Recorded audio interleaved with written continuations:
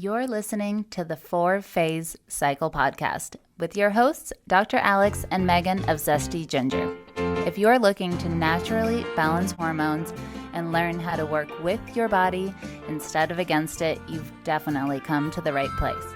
As a duo of an integrative MD and a functional diagnostic nutrition practitioner and best friends, we use the 4 phases of the female cycle in combination with functional lab work and mindset practices to transform the lives of the women we work with. We also have a whole lot of fun along the way. If you're new around here, it's best to start with season 1 before jumping around and plan to roll up your sleeves. Showing up for ourselves and enjoying our lives is what good health is all about. Just a quick reminder though, this information is not intended to diagnose, manage, or treat disease. Always consult with your doctor before making changes.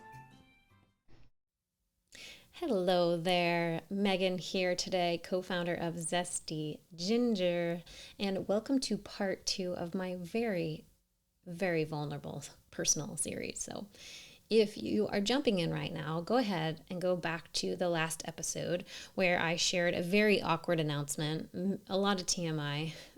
You'll get to know some details about me maybe you didn't want to know. And it really sets this whole series up.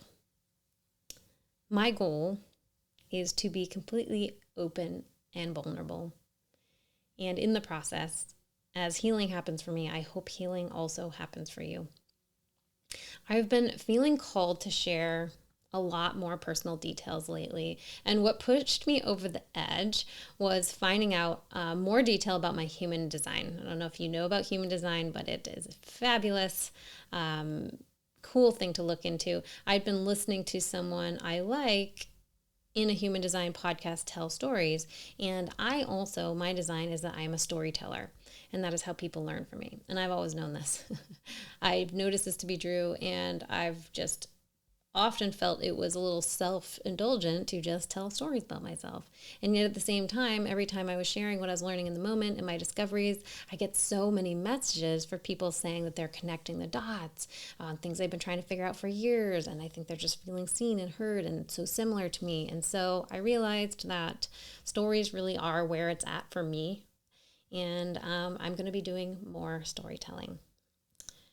My family all knows that I love to tell stories. I start and back up about 10 steps before the story and go all the way back. So it's a fun thing for me. So I was listening to the podcast I was listening to about human design was Eden's podcast. And she said, where I make my hindsight your foresight. And I just love that. So we're going to be sharing all the things I've learned in a very deep process over the last 4 years that hopefully can help you troubleshoot and sidestep some of the things that I had to go through. So human design, by the way, is something that Dr. Alex and I have really incorporated into how we do our business and also how we approach habits and how we do make decisions, so much so that we have actually included an expert inside of our Health Transformation Accelerator who teaches classes and does Q&As, which have been so helpful in a health journey, not a necessary thing. And well, I don't know, kind of is, but not like necessary for health, although we've had people say, oh my goodness, like now that I know how to make these decisions, I am not double guessing, I'm not second guessing everything. I know that I need to sleep on it. I need to talk it out with people, and it validates and allows them to use their design to go forward with health and habits. It's just really, sped up the process in our opinion. So that is why we've added it, and that is why we have gotten into it a lot. So we often have people in our groups who will say, everyone else seems just to be so fine and happy, and it's annoying. Why do I have to deal with all this stuff and be aware of my food and learn about my thoughts? And I was also one of those people who was just, fine. I'm doing air quotes. And I really did think so. So I just want to remind you that even though your friends or your neighbors or people around you it might look like they don't have to worry about all this or do any of this, that it might not be the case. Because I thought I was just fine 4 years ago, and I was actually feeling really off. I didn't know what was off though, but just something. like, this can't be what life is all about. My health was overall good, although there were a few nagging symptoms that just didn't seem to line up with the action I was taking, the food I was eating, my movement. And there was this wellness center nearby that did different therapies and technique, and I just felt called to check in on them. And I called them up, and one of the things that they offer is heart math. So heart math meditation, it's like a heart-focused breathing meditation that can help you quickly change from feeling stressed to feeling calm. This is science-based, used worldwide. Heart math meditation uses breathing techniques to bring about coherence. So the alignment of your physical, mental, and emotion systems to work in sync. And she said, the person that I called, what are you stressed about? I remember telling her, and I really believed at the time, I was like, nothing. I'm not stressed about anything specifically. I have a home. I lived on a military base where my older daughter could actually totally roam free and play outside in the summer from 9 a.m. to 9 p.m. Like, who gets to do that? She had a great Montessori school. I had a baby who was precious. She's healthy. She nursed. She slept. And my business was going incredibly well. And I had partnered with Dr. Alex. We had some programs that we'd run, and they were just selling themselves. Like, it's essentially living the dream. So she's like, well, what are you calling about? Like, what is the problem then? And I was like, well, I don't have any problems. I was like, but my husband and my neighbors and all the people around me, if they could just not have problems, if they could be different, if they could use these techniques, then I would be much better off. I just can't handle when they're not good. And she was all like, oh, like, you're an empath. Maybe we should do energy work instead of heart math. Well, so this conversation has really stuck out to me for all the years, because now, looking back, hindsight, of course, right? I actually know that I was headed into the deepest, darkest rock bottom of my life. Things were actually way out of control. My marriage was crumbling. I was oblivious because, like I said, I thought things were fine. And it led to a lot of acting out of a lot of different characters, and blew up just a few months later with my husband going to rehab and some other very specific details that I will share in the next episode. So now, at the time, did I really think my life was perfect? Outside, I did. Yet I knew inside it wasn't. So I want to share that you can be a happy person, you can love people around you, you can be kind to your kids, your friends, and essentially have everything you need, and still not feel aligned, like, with your purpose, your soul's purpose, like not actually feeling whole and integrated and authentic. Like, does that make sense? How does that sound to you? Like, does that feel like it resonates? So I was still playing a part. This was a part I learned from, who knows, like my parents, teachers, whatever it was. If you get a good job, you get married, you have kids, you save for retirement, and you're good. So if you're here and you have that nagging feeling, and yet you also think, but I have a great life, I should be happy, please don't ignore that nag. Maybe the anger, resentment, and grieving tools don't feel like they apply to you, because this is something we'll hear often in our group. They're like, I don't know, I'm just not angry. I don't have resentment. And I would have said that. I said that I didn't.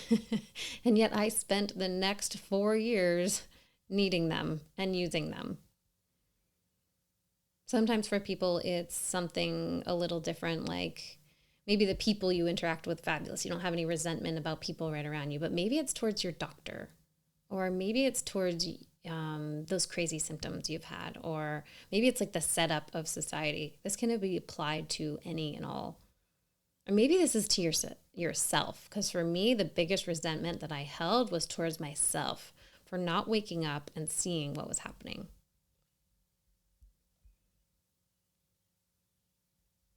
So I want you to ask yourself, do you feel like you are pushing things under the rug? Are you waiting for that other shoe to drop? Like, do you feel like you have the relationship of your dreams, or are you just existing? Do you feel whole? Do you feel worthy? If there are any feelings that things are off, then the rest of this series is for you.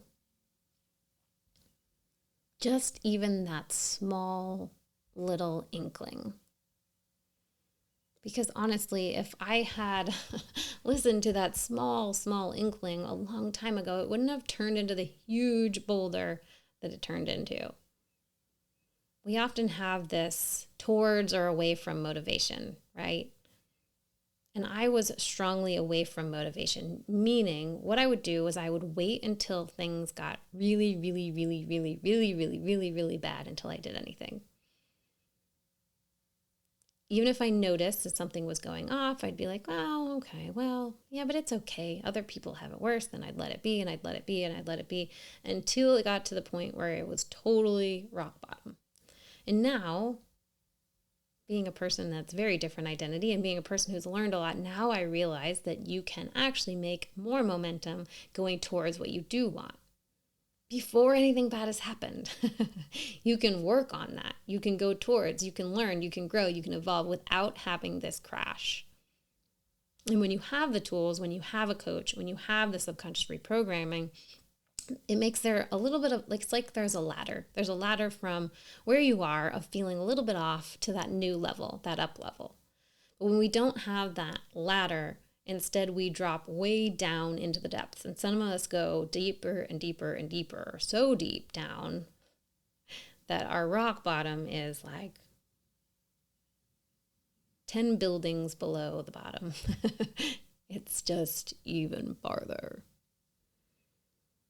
And I'm here to tell you, you don't have to go that far. So allow that small feeling to give you an opening into there being something different for you. And know that there are tools to get there. I do want to give a warning that in the next episode, as I share my rock bottom moment in my relationship, it could potentially be triggering to someone who's still in the midst of such a struggle. And I want you to know now, on the other side of this, it was my time, and it was the way that I actually found out who I really was. Without this situation, I do believe that I would have lived a surface level life with a surface level success and a surface level relationship. So you do not have to be like me and go down deep into the depths to go towards what you want. And sometimes we do. What we've found is that when you go deep into the depths, when you go deep into your pain, when you allow yourself to go deep into the sorrow and grieving and fear and resentment and actually feeling those feelings that is so easy and fun to want to push away, that then you actually open up the availability to go to that same depth in the opposite direction and feeling that in joy and love and abundance and happiness and excitement. Because if we have the ability to go deep in one direction, we also have the ability to go to that height in the other. Okay, well, I cannot wait to come back and share with you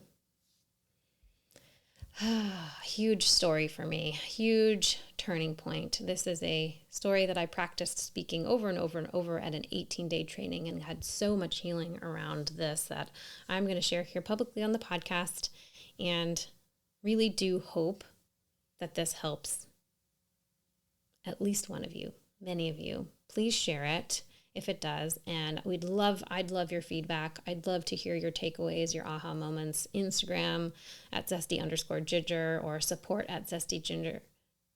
Email us, support@zestyginger.com is always a great option. We do always love to hear what's going on for you. Because after all, community is how I got through this, and community is how we learn. Community is how we teach and how we grow, because we could not be here doing what we do without the people in our life. All right, well, I will see you on the next episode.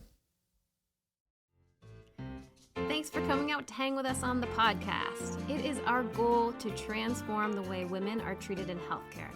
And we need your help. We need your help to get the word out. We have a lofty goal of 1 million downloads. And we know that as this podcast grows, we're going to be able to reach more women, get more amazing speakers for you, and bring the most cutting edge information. If you found these podclasses helpful, please take a moment to text 5 women you know the link to the series. We appreciate your help so much. Can't wait to see you next time.